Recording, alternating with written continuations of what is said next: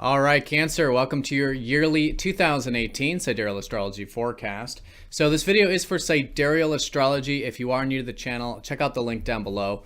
We're using the actual size of the constellations, which does change the signs. So you do want to make sure you're watching this video for your correct sidereal signs. And I do recommend watching this for your sun, moon, and ascendant signs. If you don't know what those are in sidereal, there is a birth chart calculator down below for that.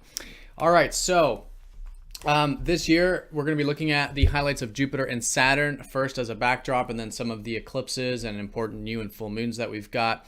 But generally, as a backdrop with Jupiter and Saturn, you've got Jupiter in your fourth house this year up until November, which is really good for home life, learning more about home, location, family, and also your roots, your past, maybe even past life, things like this.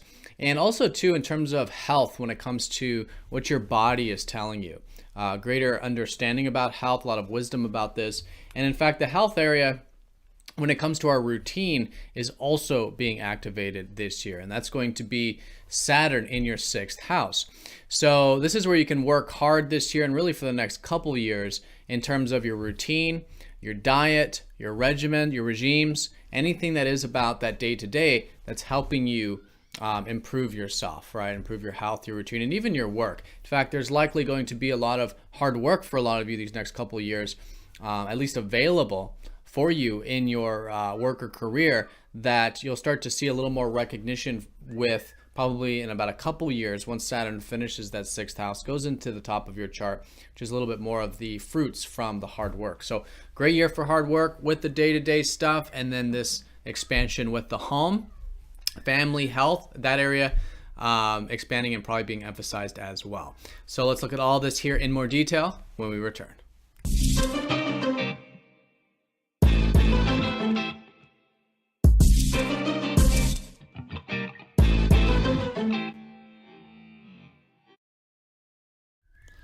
All right, so here's your chart for 2018, looking at the outer planets. There is Jupiter in your fourth house, expanding the roots for you, your personal life, even your feelings too, and emotions, the past, your inner guidance being expanded upon. Great opportunities for that stuff. A lot of you maybe even changing location or some new things shaping up with family. And there's Saturn in your sixth house, helping you really get into your day-to-day, work hard. You know, where Saturn is, it's good to put in the patient, disciplined, long-term approach to the area. I think you'll find that to be a great way of working with this. So this is a general reading, Cancer. If you'd like a more specific look, at the bottom of this video and at the end of it, there is a link for 20% off readings. So if you'd like a more specific look, do check that out and get 20% off. But let's have a look here at the month by month. Let's start with January. January 16th, we do have Jupiter sextiling up to Pluto, which is a very nice aspect. In fact, Jupiter is very well aspected this year. And this is going to be a good synergy between the personal home stuff and your day-to-day work, whatever you do on that daily level. And Pluto's already been here since 2007, the past 10 years or more. And so there's already been these lessons about non-attachment when it comes to your work, non-attachment when it comes to your health and your routine, you know. And so with that, there's this really good empowering feeling supporting you with these two areas. It's very good for health with this synergy here, because again, sixth is the health and diet, fourth is the health of your body, you know, the connection there. So really good. And then there could even be some good emotional connections into your work and routine, and vice versa. Whatever you do with your routine, be actually very supportive for your home life as well. All right, so on the 16th as well, we do have a new moon, and it will be in that sixth house. So right off the bat, in January, there could be some new beginnings with your work, new beginnings with your health or routine. On the 31st, we have a lunar eclipse. It will be in Cancer, so in your sign, which is an illumination, I think, in terms of you, where you're headed, and in many ways, a sort of cultivation from the energy since last August. Because last August in 2017 was the solar eclipse new moon. So this is like the full moon, lunar eclipse, illuminating, helping you become more aware of who you are and what you want. However, what I think is going to be emphasized at the end of January is more of the second house for you, because the North Node is going to be finishing up that second house. And that usually means some sort of culmination. So January, February, March, these first few months, you'll likely notice there's this culmination of whatever you've been putting energy into regarding your finances, regarding investments, savings, your material security, and fundamentally your sense of self-worth. All right, this is all coming up to the high point cultivation here these first few months of the year. But you will likely notice that this year, probably February onward, more of this shift towards learning about yourself, learning more about who you are, what you want, pursue your goals, and fundamentally bringing in some more independence in your life. And I think probably by February 15th, when we have the solar eclipse, there will be some new beginnings about maybe bringing some balance back to the relationship side of things. If you do feel around mid-February that there are some unhealthy patterns with relationships or some things that you want to release or let go of, could be a good time to set some intentions with that if your inner guidance is telling you. And that'll be culminating in July.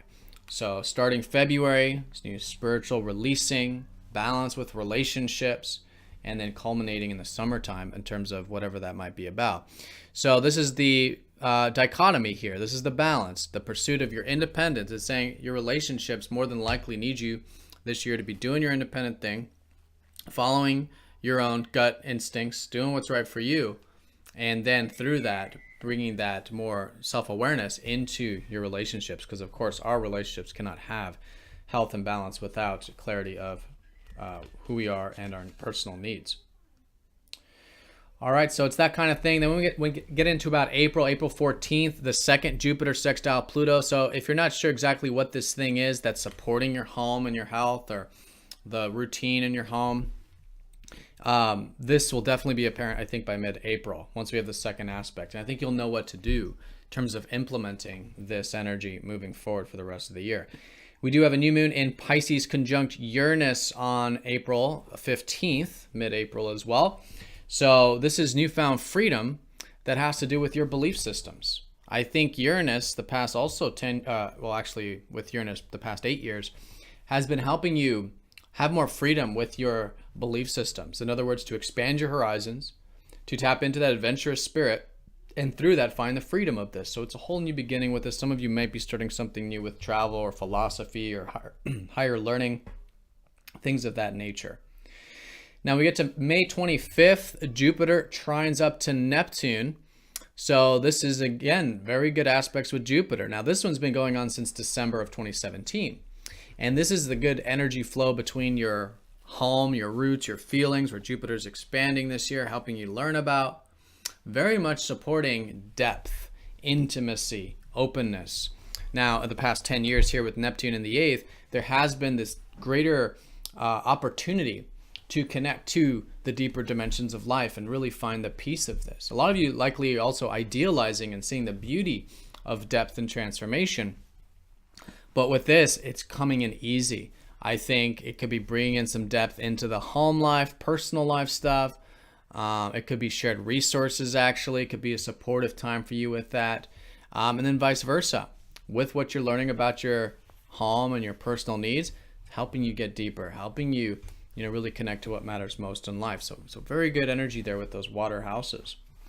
All right, so that's May. And then once we get into, let's see, June 28th, we've got a full moon. It's going to be in Sagittarius, where that Saturn was. So we talked about how, this area of your work and day-to-day stuff is supportive, or at least that's where you're working hard.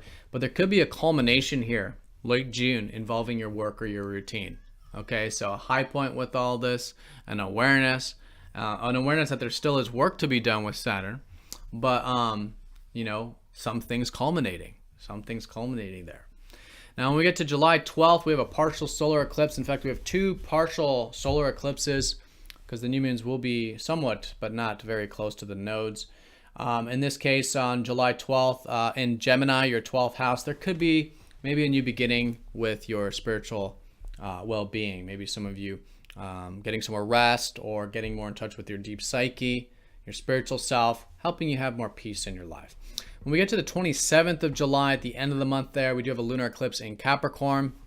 This is now the high point of what I was saying since February about relationships. All right, so now this high point about this bringing balance back to relationships and a cultivation, some sort of harvest here about this, and maybe even too about that independence we talked about.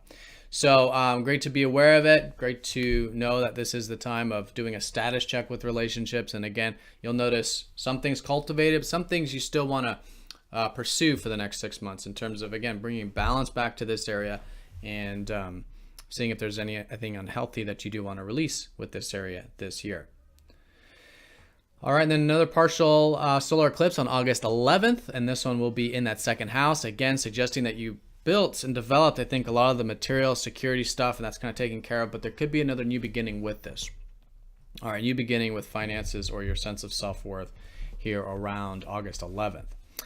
August 19th, Jupiter trines Neptune for the last time. There is good supportive energy, again, between depth and your feelings in your personal life. This is now a final cultivation of whatever started here since December of last year with this.